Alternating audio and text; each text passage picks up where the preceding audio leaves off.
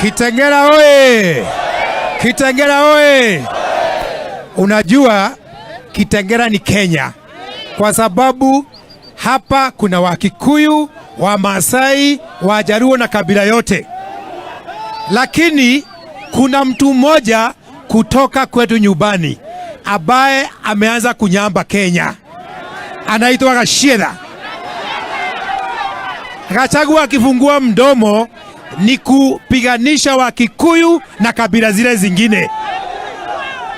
Kazi yake ni kuongea mambo ya mzee Raila Odinga na kutisha viongozi wale wengine. Kwa niaba ya Wakikuyu, mimi nataka kumwambia ya kwamba sisi Wakikuyu tunaheshimu mzee na tunaheshimu kabila zingine zote. Hiyo Gachagua anasema hiyo ni mambo yake.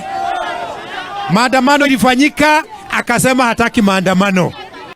Mazungumzo ikakuja, akasema hiyo mazungumzo haitaki, hakuna mahali inaelekea. Tunataka kumwambia kwamba yeye hiyo mazungumzo ikikwama kidogo, kama vile mmesema, tutarudi kwa maandamano.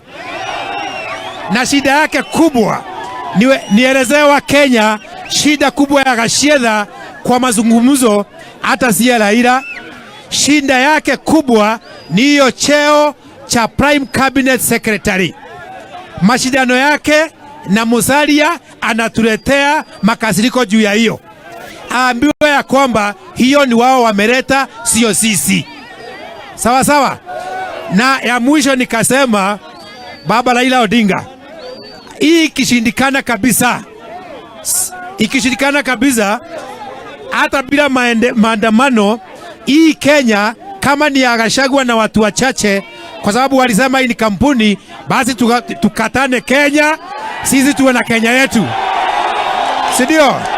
Tuwe na Kenya yetu, tuwe na wimbo yetu ya taifa, bendera yetu, our coat of arms, na baba Raila Odinga awe rais wa jamhuri yetu.